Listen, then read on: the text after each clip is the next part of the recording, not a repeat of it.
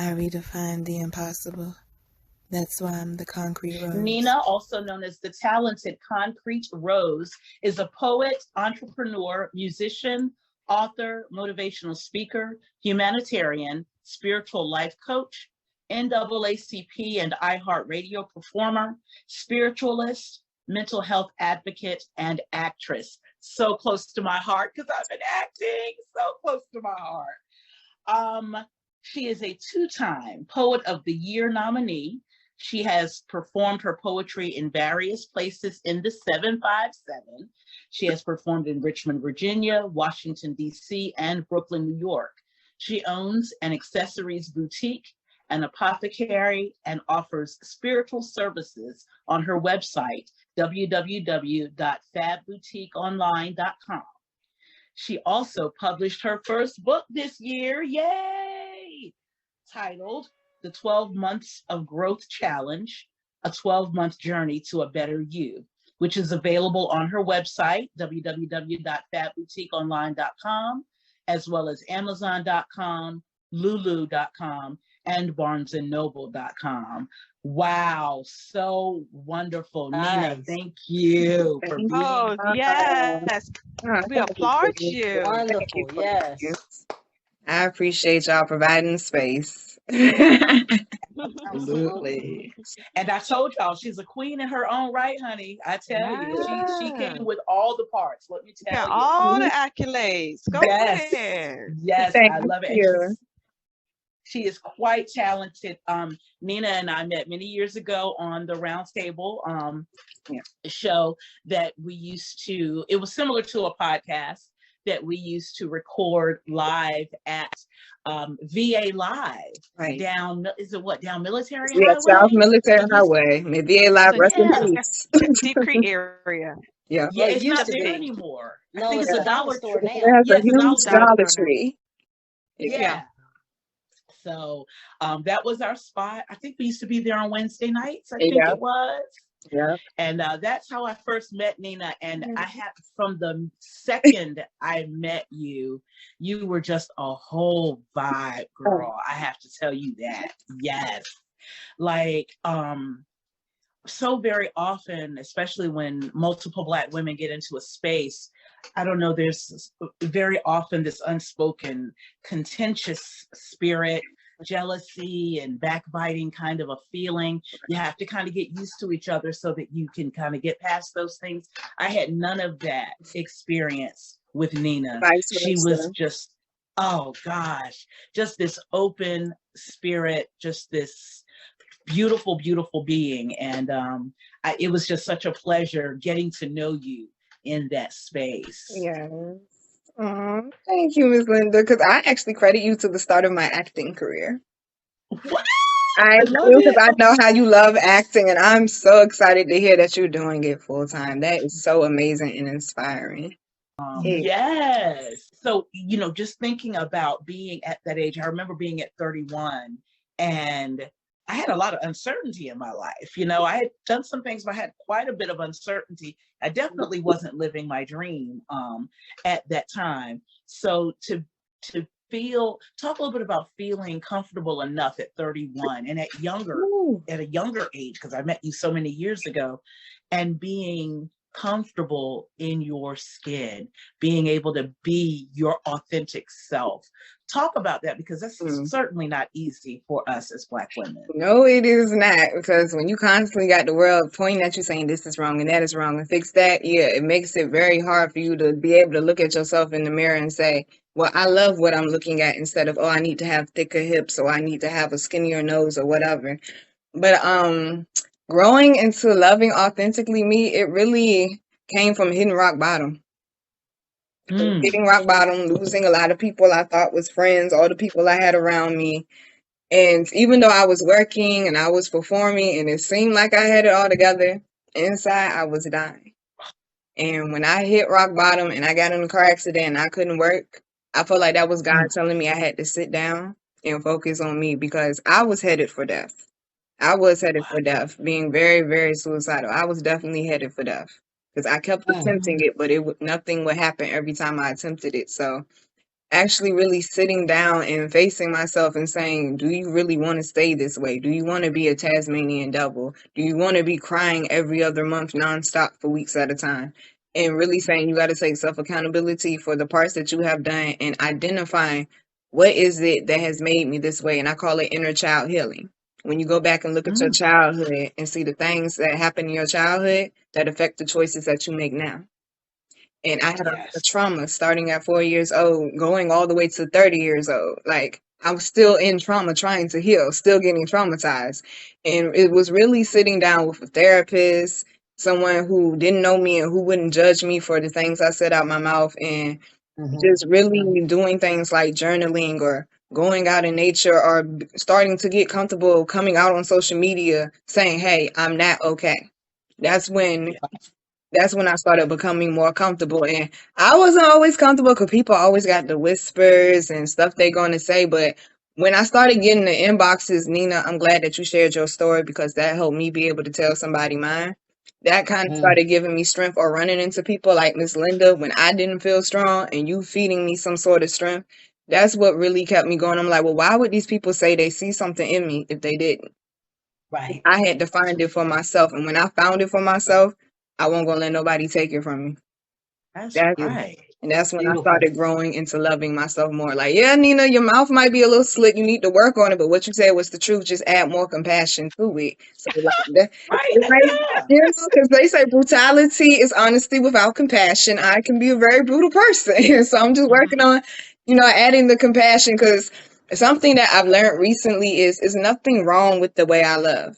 I just have to set better boundaries because I'm a very loving and open person. But when I keep getting traumatized and abused, it makes me want to withdraw. So I would set boundaries so thick that nobody could get close. I wouldn't let anybody, like, people like, I haven't heard from you in a month, and I'm comfortable with that, but that's not healthy either. So, Right. yeah, Yeah. Right. really learn Wow. the balance of, and not overwhelming myself either, feeling like, oh, I got to keep up with social media. Once I blocked out Oh, what yeah. social media was saying, that's when I really learned how to love myself. There you go. Isn't social Yeah. media, as much as it's a great tool, Right. right? Because we're all business people, artists, coaches, and we present ourselves, we present our platform, we present our brand via social media. This is how people consume what we have to give. But can't it be just such a horrible place Yes. if you let it be? Yes. Especially if Yeah. you're not mentally strong enough. And that's why I get up there Yes. and talk about it, because we have so many athletes just in the Olympics alone talking about mental health. And then when you get up there and you're asking, because there'll be people up there asking for help sometime, and it may seem, and Yeah. it takes a difference between drama and trauma. Some people look at someone having a traumatic response as drama, and it's really not. So when you get up there and you got people judging you, especially when it's people that look like you, it takes you down further. And it can Right. become a very Yeah. hellish place. It It can. It can. does. Yeah. It does. I've said time and again, I'm so glad that we didn't have social media back when I was in junior high, high school. I was bullied back in elementary and junior high, and that was bad enough, right? Like, I already know that I still suffer trauma from some of those things that happened, but it would have been 1,000 times worse if I had had to read things from people that wanted to attack me on social media, in addition to having to see them for the little time at school that they would pick on me, or on the bus that they would pick on. That would just compound it. Right. Something happened last week, and I still haven't gotten heads or tails of what it was. I don't really think it was anything, but it made me think about what a ridiculous place sometimes social media can be. T.I., I think he posed with his son or something in Oh, a he leaned picture. in or something. And because the man is leaning, social media going crazy. What is that about? Like, there are so many memes about T.I. leaning, and they got him superimposed in all these different people's pictures leaning. I'm like, the man won't do enough but taking a picture.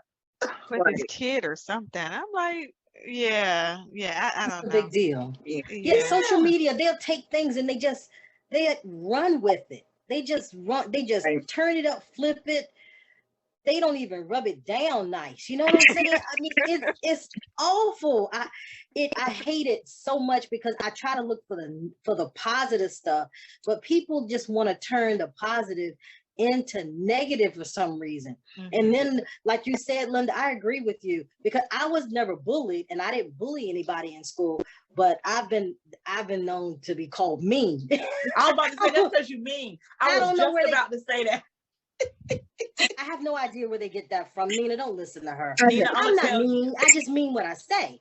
I'm gonna tell you, Nina, since we've been grown, this girl has said more than once she was gonna beat somebody's tail for me. I will walk. I'm gonna tell you the quote. She said, Linda, this is not the place for that, okay? She said, I will walk the dog on her. Tell me what she said. Linda, this is not the place. Talking about, sis. This is not the place. And you know what that sound like? It sounds like a best friend to me. Okay. No, I'm gonna stand in the back and just be the friend. Y'all can take the face of that one, you know. That's best friend moves right there, Paulette. Go ahead. I'm back in the back. I'm okay. I'm all right with that. But but just think about that. If I'm mean to somebody, and we had social media back when we were in school, then they could be on social media just going off on me, and not even their own name, just saying all kinds of stuff. And I don't know where that would have took it from me. You know, because I think it would have changed a lot of us if we had it when we were growing up. I'm glad for that aspect that we didn't have it. But I tell you what, if I would have had the World Wide Web to my hands when I got out of high school, I think I might have a doctorate right now. Oh, definitely. Yeah.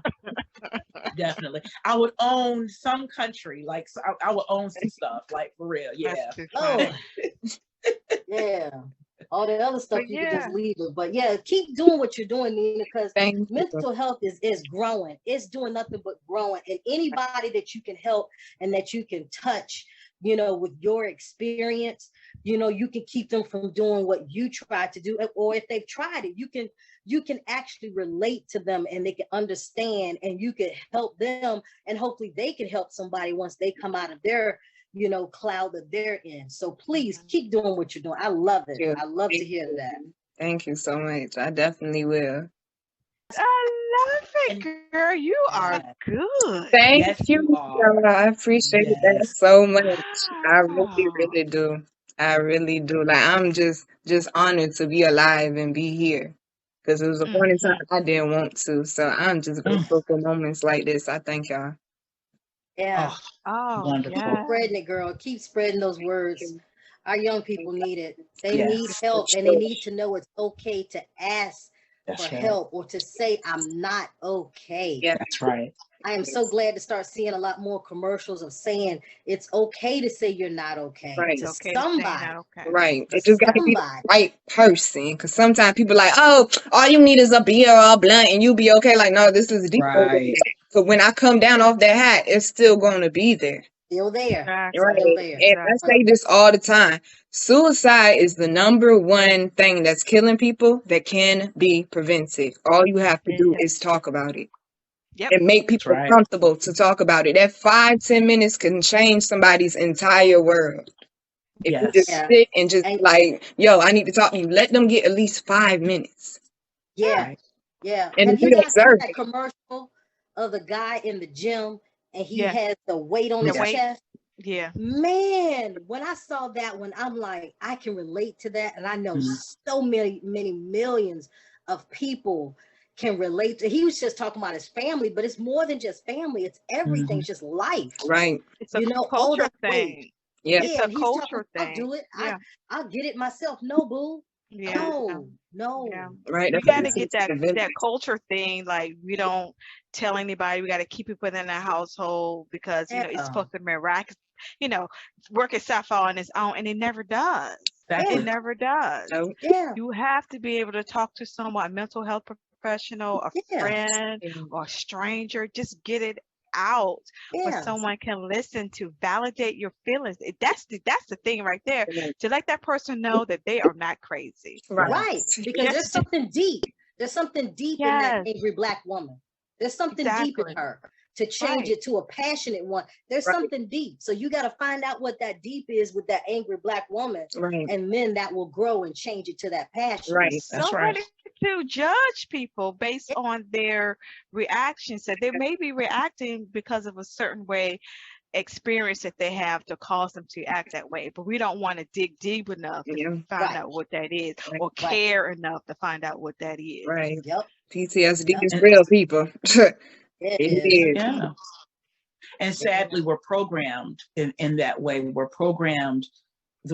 Most of the world is programmed to tell people, oh, you need to get past that. Oh, you need to get over that, or to not allow people to feel it's okay to be vulnerable. There's just, even growing up with emotional feelings and hearing, oh, you got to let that go. Huh? Yeah, that's because they don't know how to deal with it themselves, because they feel uncomfortable.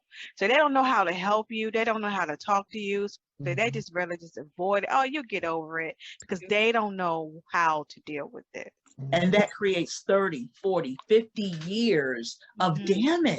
Right. And don't get me wrong, I know we're accountable for healing, for getting our healing, for finding our healing.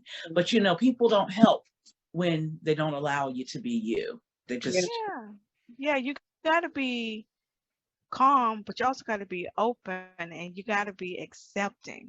And we don't want to be vulnerable for all those things to occur. We just want to go ahead and lock it up, because it's weak to be vulnerable. It's right. Trust the damage. And it don't feel good. It's not pretty. Oh, that's the real thing. We don't want to tap into that emotion because it makes us feel bad. That's sad. right. And I don't want to visit that emotion anymore because it's too painful. But in order for you to get past that pain, how are you going to get to the other side if you don't deal with it? Right. How are you going to heal? Got to cross that bridge. Got to go forward. I redefine the impossible. That's why I'm the Concrete Rose.